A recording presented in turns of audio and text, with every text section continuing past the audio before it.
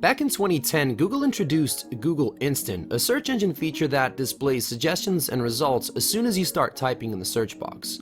Now, Google estimated that the feature would save users 2 to 5 seconds in every search, collectively around 11 million seconds per hour. However, there was one other feature, which is still around by the way, that under the right circumstances had the potential of saving users even more time, not by showing them results, but actually taking them to the desired page in an instant. That is, if they were lucky.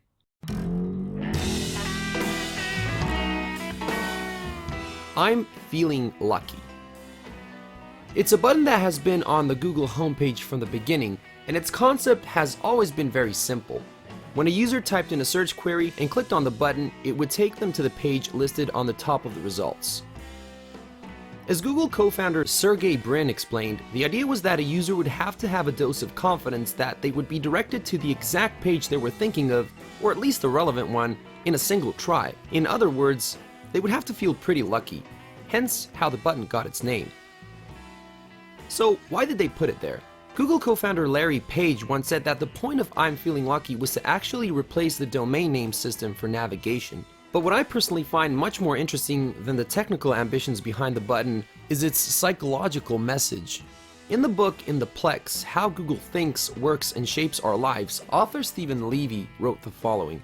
Unlike a lot of other web pages, the Google homepage was so sparse it looked unfinished. The page had a box to type in requests and 2 buttons underneath, one for search and another labeled I'm feeling lucky, a startling bit of confidence that implied that, unlike the competition, Google was capable of nailing your request on the first try. Since it had the ability to surprise, it would often be used for Easter egg purposes and fun projects by developers who managed to get their web pages on the top of Google search results. Back in the day when users would enter a query in the location bar in Google Chrome or Mozilla Firefox, the web browsers would use I'm feeling lucky as the default search string. But despite its ambitious goals, percentage-wise, the button was never really used that much, at least not for practical searching purposes. Former Google executive and spokesperson Marissa Mayer once reported that less than 1% of all Google searches were done through the I'm feeling lucky route. And that's less than 1% that costs Google a lot of money. As you may know, Google makes a lot of revenue through ads, which they're known for displaying on search result pages. When someone uses the I'm feeling lucky button, they completely bypass those pages, so you get the point. It's bad for business. Former Wrapped CEO Tom Chavez once calculated that Google loses around $110 million a year because of the searches that are done using this feature. That's a lot of money to spend on something that such a small percentage of users utilize. One might ask, how come Google never got rid of it? Well, with Google Instant, they didn't even have to. Now, some of you may have been taken by surprise at the beginning of this video when I started talking about a feature that is not the one suggested in the title. But if you made it this far, you can see how it was relevant. Google Instant had a major impact on the way the I'm feeling lucky button works. When Google Instant is enabled and working, you really have no time to click on the button as you start seeing suggestions and results the moment you begin typing a query. But if you hover over one of those suggestions, well, surprise, surprise.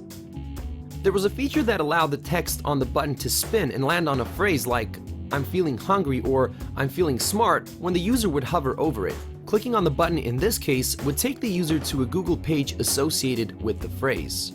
On the other hand, when Google Instant is disabled, the I'm feeling lucky button goes back to normal and behaves the way it previously did.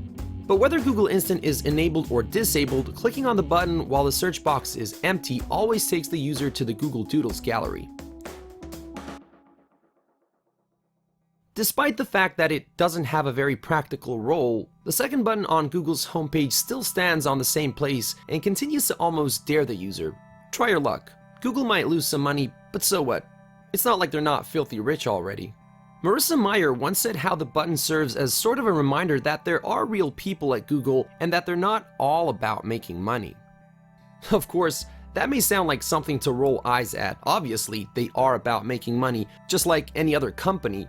But it's things like Android cats, the dinosaur game in Chrome, or the number of horns on a unicorn, as well as the I'm feeling lucky button that show us that behind all those algorithms, programs, and gadgets, there indeed are just people who are ultimately made up of the same things like you and me.